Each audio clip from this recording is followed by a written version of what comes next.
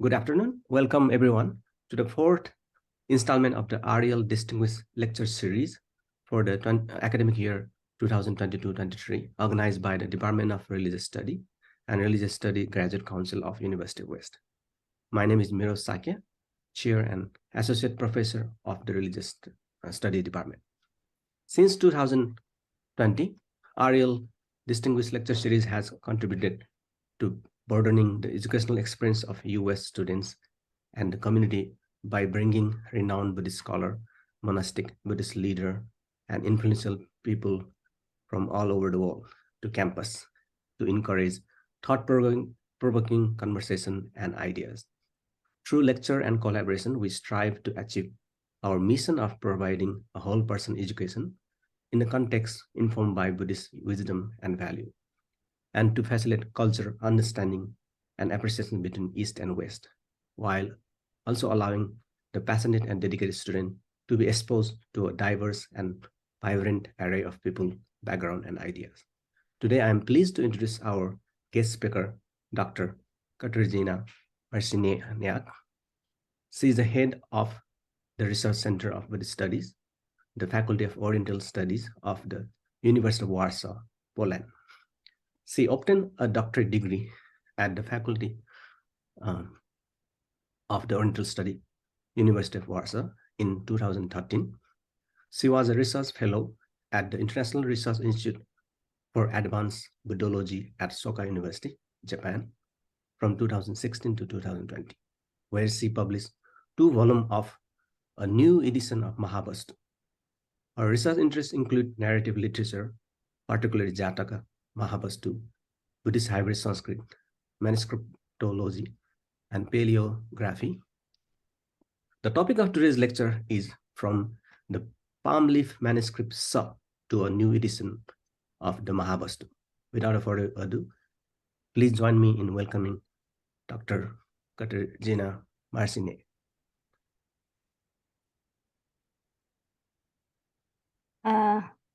Thank you. Am I being heard? Yes. Okay, so I will share the screen first.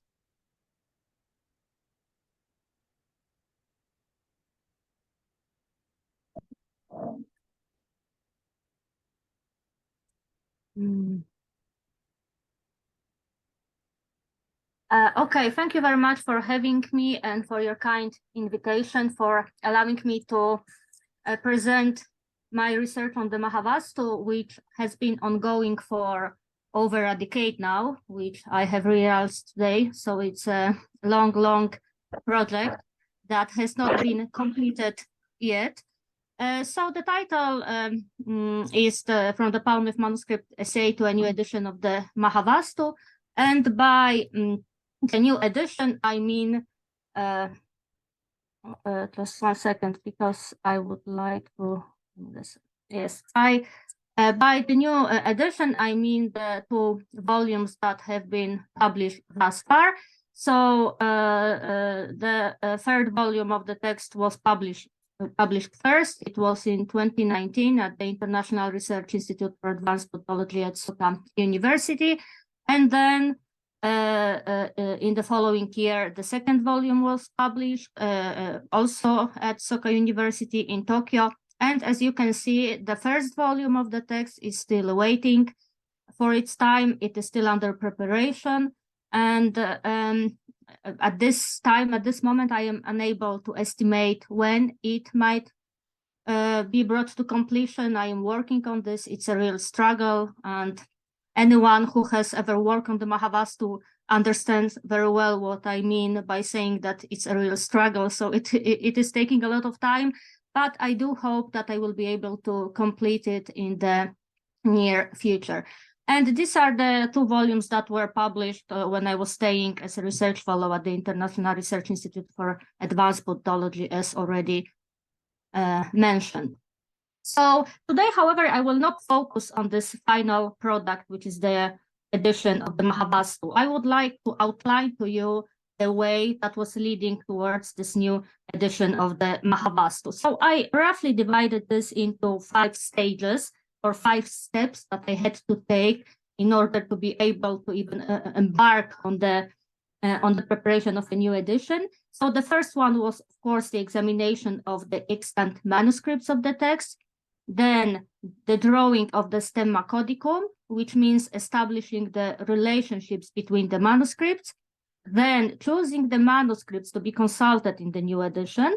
And then the next step was preparation of transliterations of the manuscripts chosen for the new edition.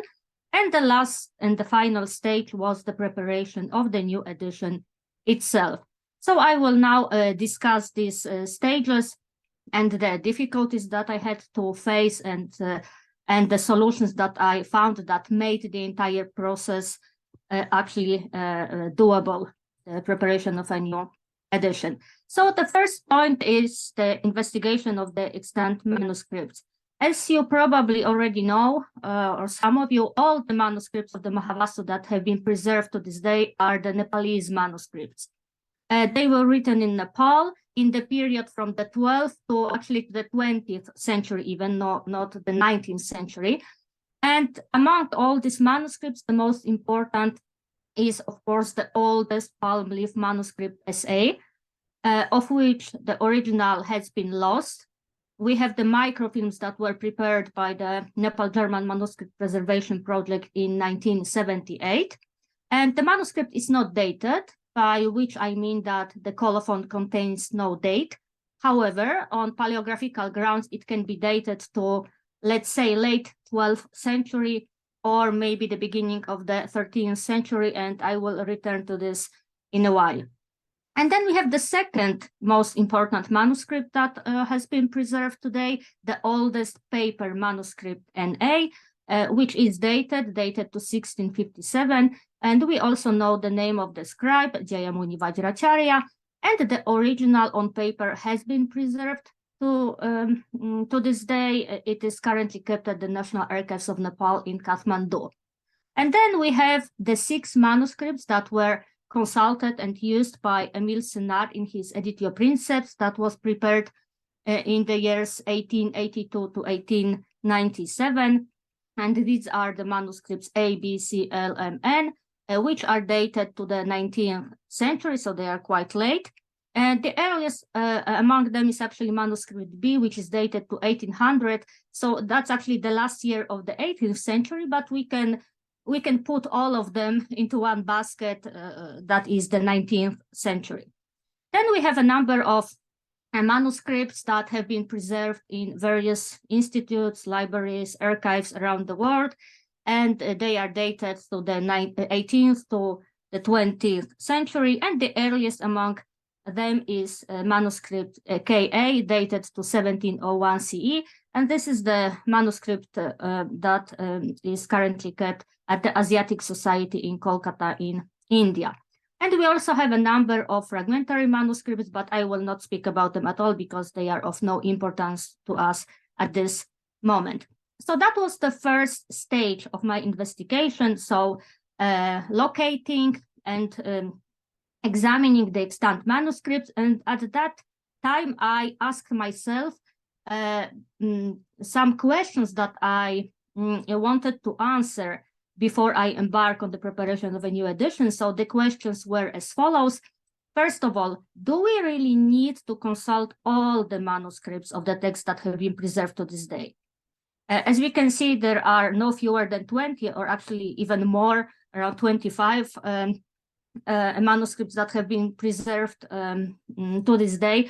And if we imagine that we would have to consult all of them at every stage of the preparation of the new edition, and for those who don't know how voluminous Mahāvastu is, one can imagine how huge the work is by remembering that it takes 3 volumes in Senard's edition, and already my 2 volumes, they take over 1,000 pages. So it's a huge work. So thinking that it would be necessary to consult all the manuscripts from microfilms, from printouts, etc., that would make the entire work extremely difficult. So I wanted to find out whether it would really be necessary to consult all these manuscripts. Are they all equally important, equally valuable when it comes to the preparation of a new edition. So that was the first question. And then the second one, if not, I mean, if we don't need to consult all the manuscripts, which manuscripts we should consult and why? So these were the questions that I wanted to answer before even thinking about embarking on the preparation of a new edition of the text. And the examination of the manuscripts was actually the examination of the paratext found in the manuscripts. And the term paratext that was coined by Gérard Genet is his word, originally French, but then translated into English as paratext, thresholds of interpretation, is already widely used in manuscriptology. And this is also the methodology that I was using when investigating the manuscripts of the Mahāvastu. And these paratexts can be divided into two main subcategories, as you can see. So we have the first subcategory, and these are the paratexts that provide explicit temporal and spatial information. And we include here preambles, colophons, post-colophons, prefaces, and postfaces. And these are the paratexts in which the date and place of production of a manuscript are usually recorded. So this is the first subcategory. And we have the second subcategory. These are the paratexts that provide non-explicit information that can be obtained or accessed, understood only through philological, paleographical, and material-based investigation. So when it comes to the oldest palm leaf manuscript SA, about which I will be talking now, actually both these categories were important, and we could use both these groups, so those providing explicit and those providing non-explicit information when investigating the oldest palm leaf manuscript of the Mahāvastu. Of course, among all these paratexts that are listed in group 1, the most important undoubtedly are colophons and post-colophons, because this is exactly where we find a very important information about anyone who was involved in the production, transmission, dissemination, preservation of a manuscript. So all the information about the date, who produced the manuscript, in what circumstances, the name of the monastery, etc. So colophons and post-colophons are, of course, the most important. So I will show you now, on the basis of the manuscript SA of the Mahāvastu, the oldest palm leaf manuscript, what paratext I was able to find in the manuscript and what kind of information I could derive from these paratexts. So, of course, the first paratext, because when we speak about paratext, we, of course, mean the paratexts that are in the manuscript itself, inside the text, but also the paratexts that are outside the text. Even catalog card is a paratext. This is actually the first paratext that we come across when we begin investigating a manuscript. So this is exactly what I did. This is the catalog card of the manuscript SA of the Mahāvastu. And here I marked with the red color the information that was useful. So we find out that the manuscript was photographed in 1978. We also find out that at that time when the manuscript was photographed, it belonged to the private collection of Ashakaji Vajracharya in Patan, and Ashakaji Vajracharya was an eminent Nepalese scholar and a collector of manuscripts. And we also gathered the information that the script is Bhujimol, Old Nepalese script Bhujimol, and the person who made this catalog card estimated that the manuscript should be dated to approximately 14th century. Of course, this information will be re-evaluated in a moment. And another information that is not correct and will have to be discussed in a while is the subject which is given in the catalog card as the Baudha Avadana. So here we come across the word Avadana, and we will speak about it a little more. And also, as you can see from the information included in the catalog card, already at the moment when the manuscript was photographed, already it was recognized that the manuscript was very important. So we can read that the manuscript seems to be useful to the textual criticism of the text. And there are some examples also provided that show how the text in the manuscript SA differs from the readings in Senate's edition of the Mahāvastu. So this is the first paratext, the catalog card, and this information that is provided regarding the text. And of course, the first and foremost is the title that is given here in the catalog card as Mahāvastu Avadana, what you can see at the very top of the catalog card. This is also the information that should be re-evaluated, and I will return to this in a while when I discuss these issues regarding the term Avadana when it comes to the Mahāvastu. So that was the first paratext, and so let's move on. We have the second paratext, which is simply a cover page, and we read here that this is the book Mahāvastu Avadana. Of course, as we can see already, this is a later addition to the text, so it originally did not belong to the manuscript. It was added at a later stage. We don't know by whom. And also, please notice that the title of the text is again given as Mahāvastu Avadana.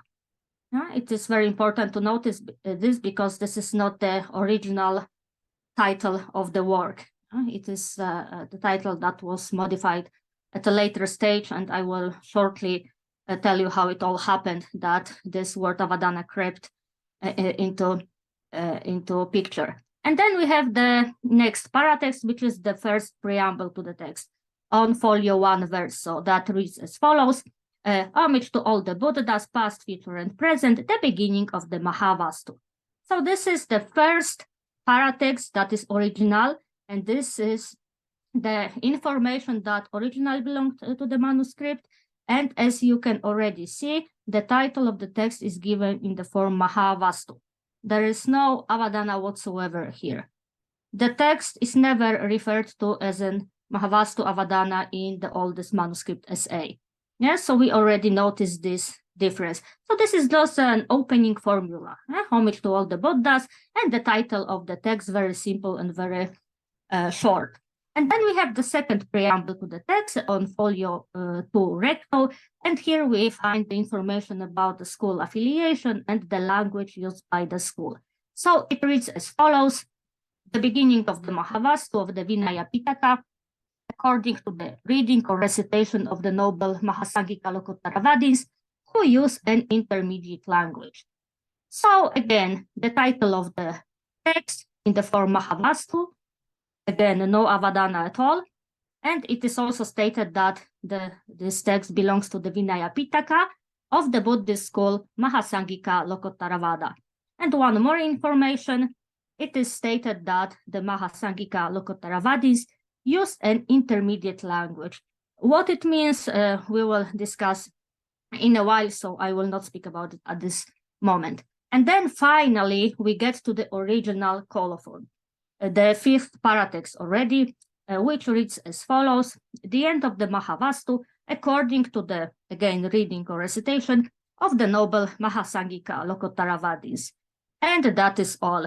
So for those who work on the manuscripts, or particularly on the Nepalese manuscripts, seeing this kind of short colophon is very disappointing, because of course we would like to find much more information about the text in the final colophon, but that is all what we had. So again, only the title of the work, Mahāvastu, and the school affiliation. This is the text ascribed to the Mahāsangika Lokottaravadins. No date, no name of the scribe, no place, nothing at all. Very short, very simple, and very disappointing. And then we have a number of paratexts that are later additions to the text. And we have a note added at the end of the text, which gives us the number of the units of Granthas, 21,594. And as we can see, it is added in a different handwriting, so it originally did not belong to these manuscripts. Again, we don't know who and at what stage might have added this information to the manuscript, but certainly it did not belong to the original manuscript. And then we have a number of paratexts that were added in the 18th, 19th, and 20th century to the manuscripts. This is the next folio. As you can already see, it is written in a different handwriting, actually in a number of different handwritings. And we have the second post-colophon. The second post-colophon that states that the text was recited from this very manuscript, so from the manuscript SA, in the year Nepala Samvat 876, which corresponds to 1756 CE, in the Lokakirti Mahavihara in Patan. And the sponsor of the recitation was Ratna Sinha, and in the recitation participated senior members of that monastery. So this is what we find out from the second post-colophon. And then we have the third post-colophon, which gives us the following information.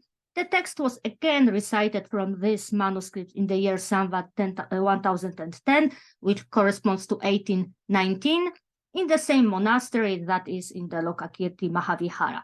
The sponsor of the recitation was Jnana Siddhi, and in the recitation participated 7 monks from the monastery. So this is what we find out from the third post-colophon. That was, of course, added at a later stage. The entire folio did not belong to the original manuscript. And then we have the fourth post-colophon, which reads as follows. In the year Samvat 1070, which corresponds to 1950, the manuscript belonged to Asyakaji Vajracharya, an eminent Nepalese scholar and manuscript collector. And this is the same Asyakaji Vajracharya that was mentioned in the catalog card. Yeah, so we already know that in 1978, when Manuscript SA was photographed by the Nepal German Manuscript Preservation Project, at that time the manuscript belonged to the private collection of Asyakaji Vajracharya.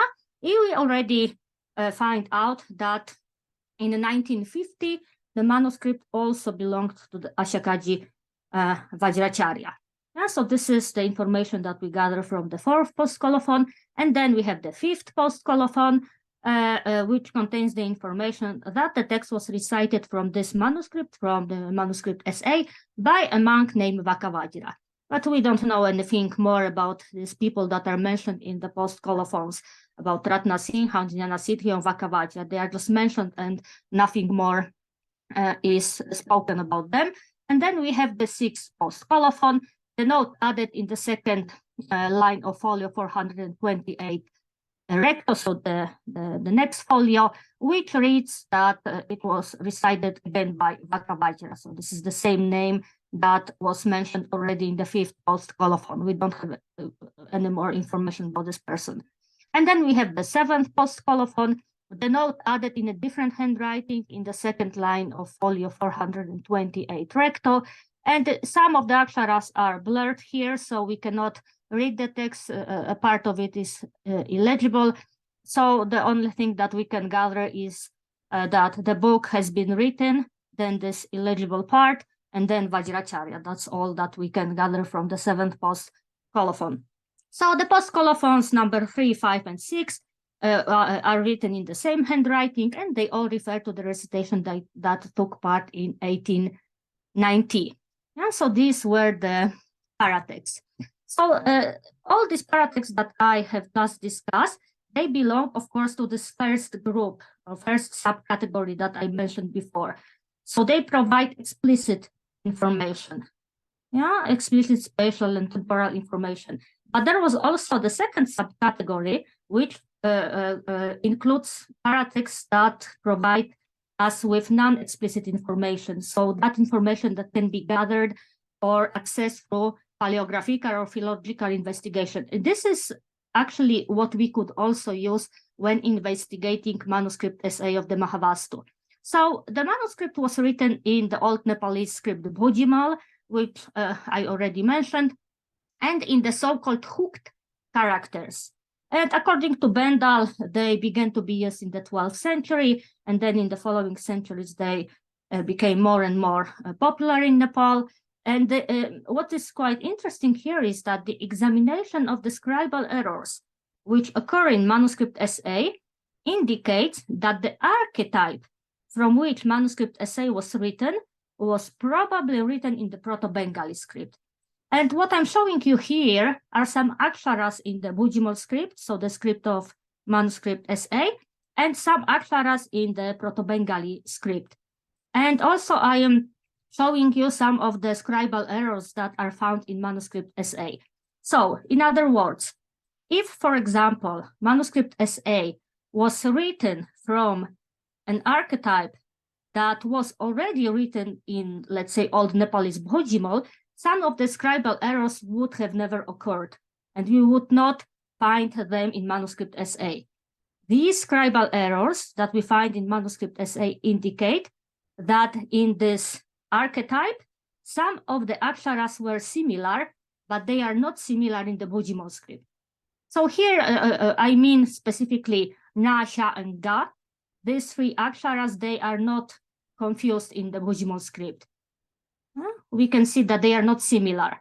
However, they are very similar in the Proto-Bengali script, and they can be easily confused. And interestingly, also O and T, that is not confused in Bhojimol, but can be confused in the Proto-Bengali script. And thus we find such scribal errors, like, for example, Ushyate for Ugate, Aroshyam for Arogyam, Parigudho for Parishudho, all from the manuscript SA, of course. Or we find Varnitam for Vashitam, Nakha for Shakha, Nirvasha for Nirvana, and also such scribal errors as Tetarahi for Otarahi, Tesrishta for Osrishta, Tesari for Osari, Tepatensu for Opatensu, and many more. So there are quite a number of scribal errors that would have never occurred if the script of the archetype was, for example, Old Nepalese script.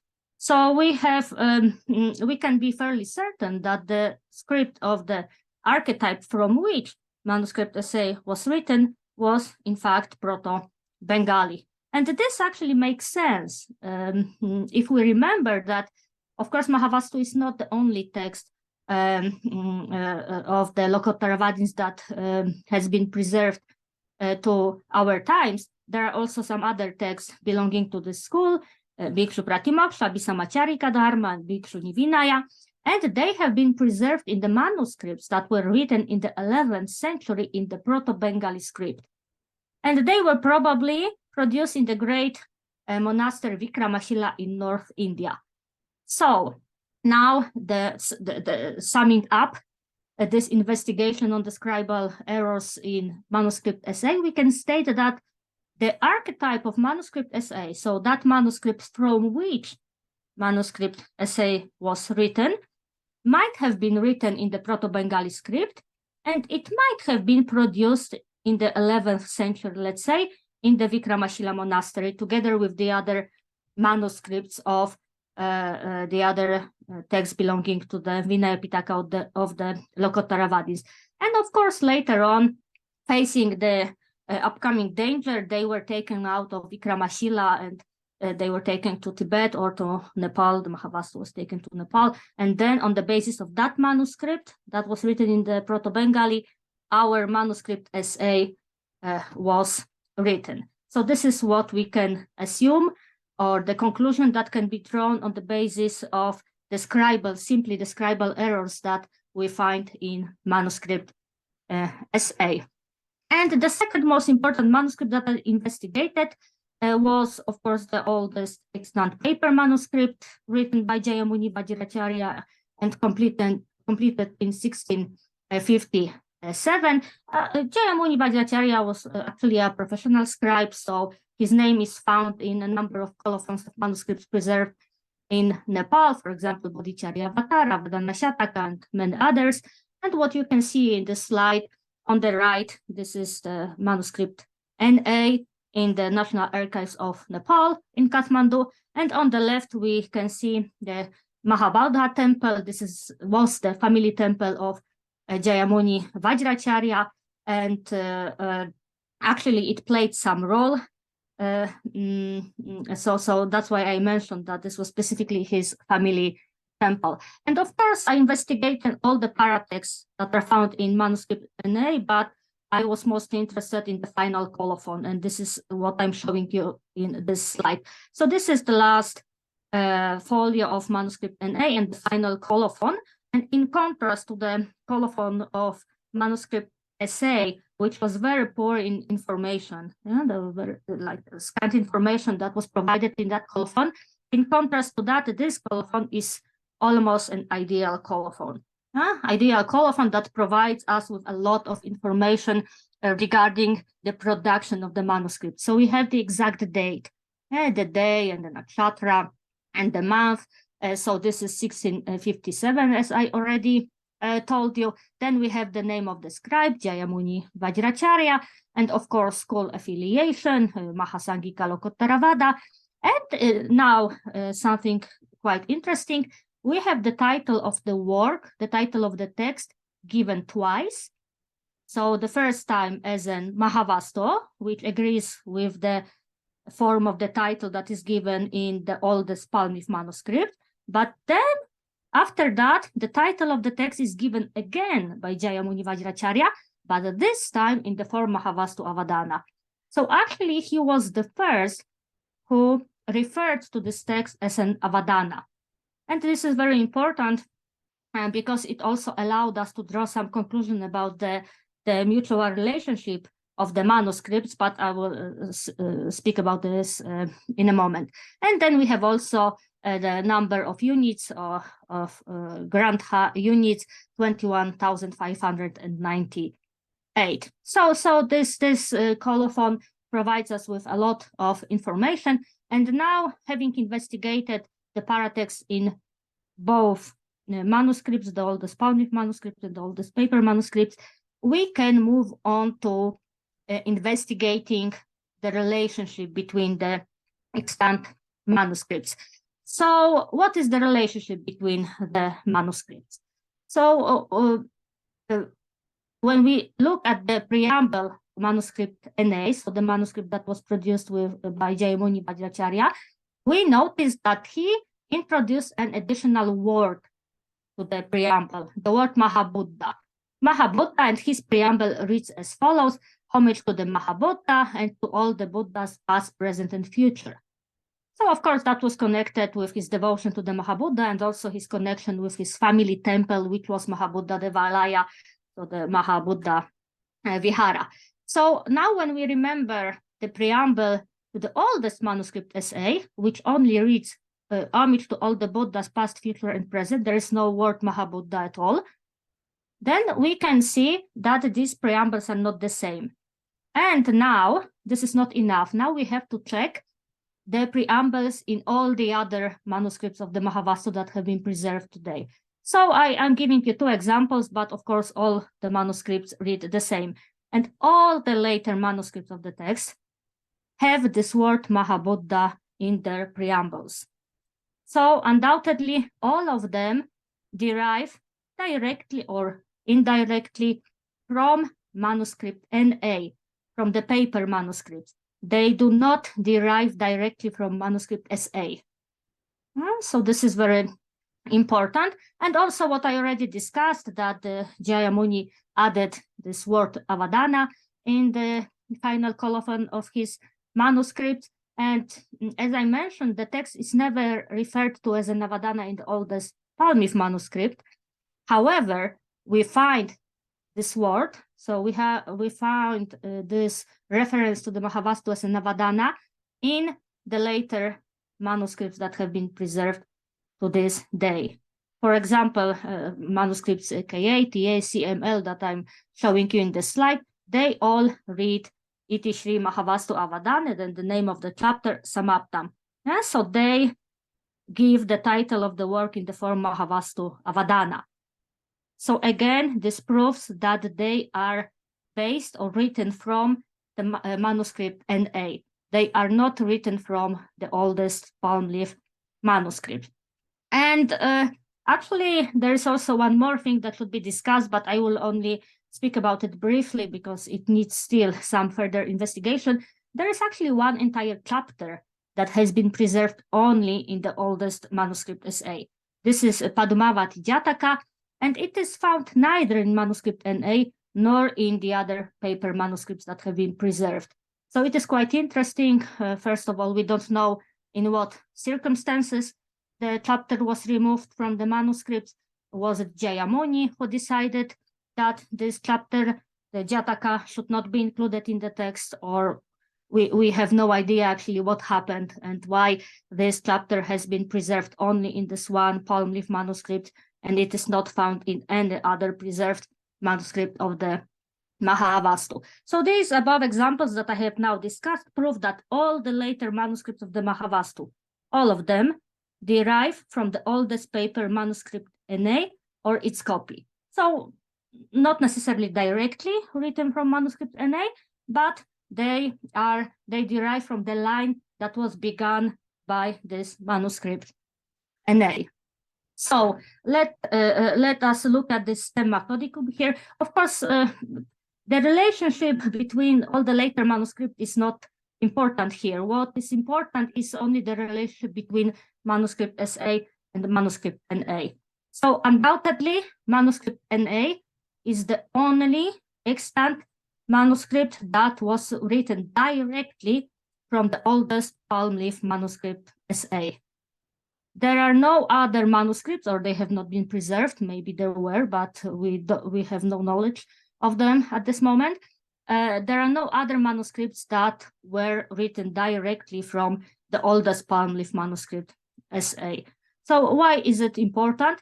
This is important because it provides the answer to the first question that I posed in the first slide that I was showing you, when I was wondering whether it would be necessary to consult all the manuscripts of the Mahāvastu. And here is the answer. It is not necessary to consult all the manuscripts. It is enough to look only at the oldest palm leaf manuscript, which is the most important. And this, in fact, was the basis of my edition, the oldest palm leaf manuscript essay, and at the manuscript NA, the oldest paper manuscript, because this is the only direct copy of manuscript SA. And all the other manuscripts, all the other later manuscripts of the text that have been preserved, they need not be consulted because they either follow the readings that were introduced by Jayamuni in manuscript NA, or they just introduce the readings of individual scribes and they are of no importance to us. So that actually was very important because these findings made the entire process of preparation of a new edition of the Mahāvastu simpler or even doable. So the edition should be based on the old palm leaf manuscript SA and the oldest paper manuscript NA, while the other manuscripts do not need to be consulted since they are less important descendants of manuscript NA. So this is exactly what I did. So I based my edition on manuscript SA, and then I also included the readings of manuscript NA and also the readings in Senate's edition as well. So through the investigation of the information that is contained in the Paratext of manuscripts SA and NA, so these two most important manuscripts, it became possible to actually establish the provenance and history of the text of the Mahāvastu in Nepal from the 12th century. So this is like the information so we could actually trace what was happening with the manuscripts and with the text since the production of manuscript SA. So the script of the oldest palm leaf manuscript SA, which is Bhujimol and written in hooked style, indicates that the manuscript was produced in Nepal in the, let's say, late 12th century. So this we know. Then the research conducted on the script, as well as the investigation of the scribal errors, have proven that manuscript SA was written from an archetype written in the Proto-Bengali script, which was used in Bihar and Bengal in Eastern India in the 11th and 12th century. Then we don't know anything about the whereabouts of manuscript SA until the mid-17th century. So we don't know what was happening with the manuscripts from the time of its production, so the 12th century, until the mid-17th century, when it was rediscovered by Jayamuni Vajracharya, who wrote his manuscript NA using that palm leaf manuscript SA. And then the examination of all the manuscripts of the text has shown that manuscript NA is the only manuscript derived directly from manuscript SA. So all the other preserved manuscripts derive directly or indirectly from manuscript NA. So there is no other manuscript that was written directly from manuscript SA. Then we have the information that the text, Mahāvastu was recited from this manuscript SA in 1756 in the Lokakirti Mahavikara. Then again in 1890, it was recited again at the Lokakirti Mahavihara. Then we know that in 1950, the manuscript belonged to Ashakaji Vajracharya. And then we know from the catalog card that in 1978, the manuscript was still in the private collection belonging to Ashakaji Vajracharya. So we can draw this kind of scheme about the provenance of the manuscript. So we have an archetype from the 11th century in the Proto-Bengali. Then we have manuscript SA, Bhujimol from the late 12th century. Then we don't know what was happening between the 12th and the mid-17th century. Then we have 1657 manuscript NA, 1756 the recitation of the text from manuscript SA at Lokakirti Mahavihara. Then 1890 another recitation at the Lokakirti Mahavihara. Then 1950 already in the possession of Ashakaji Vajracharya. 1978 still belongs to Ashakaji Vajracharya. And then from that time, we have no idea what happened to the manuscript. Actually, we have some idea, but this is not the right time to speak about it. But it was in all likelihood simply smuggled out of Nepal, taken out of Nepal in some suspicious circumstances. So we don't know nowadays where the manuscript might be. So let's move quickly to the fourth step. So having picked the manuscripts that would be consulted in the new edition, I prepared transliterations of these two manuscripts. So I myself prepared the transliteration of manuscript SA, the oldest published manuscript SA, and together with Atsushi Tomai, we prepared the transliteration of manuscripts NA at the International Research Institute for Advanced Podology. So I was working on these transliterations, and also, of course, I was using the manuscripts when checking the readings that were suspicious or obscure or vague. So that's how I organized my work on the new edition. And then the final stage was the preparation of the new edition itself. And of course, what I was trying to do is to keep the language, keep the form of the language that has been preserved in the oldest palm leaf manuscript essay, because it has been proven that it contains many more Middle Indic features than the language that has been preserved in all the later manuscripts and in Sinard's edition. And the reason for that lies in the fact that Jayamuni Vajracharya, the scribe of manuscript NA, while writing the text from the palm leaf manuscript essay, he actually Sanskritized many of the Middle Indic forms in manuscript essay. He made some emendations, some additions, deletions, and thus he changed the features of the language and the content of the text substantially.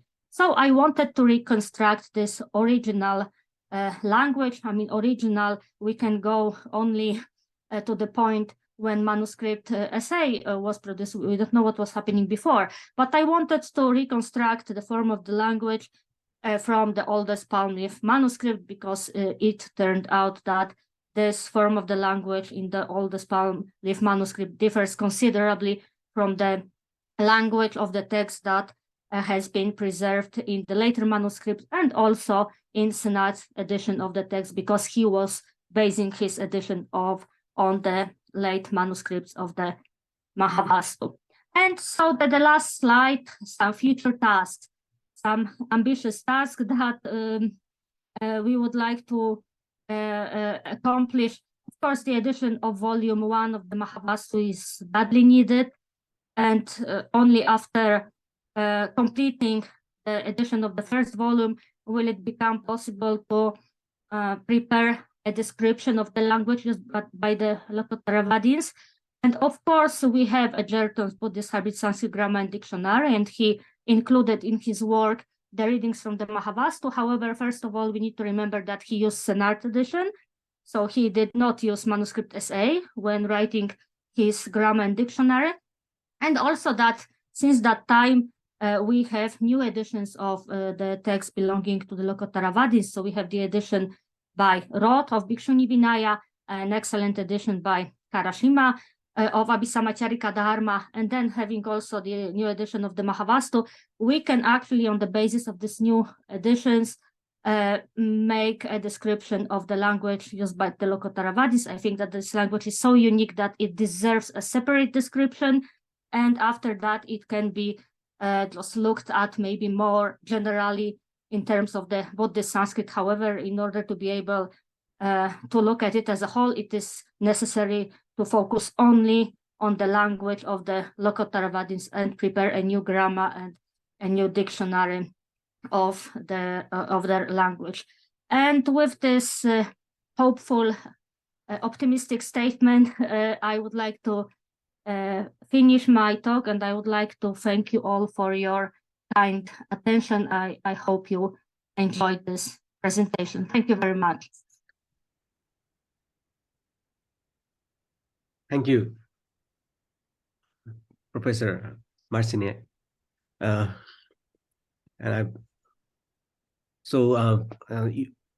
Those who are listening, you can put your question in the chat box, and I will put forward to Professor.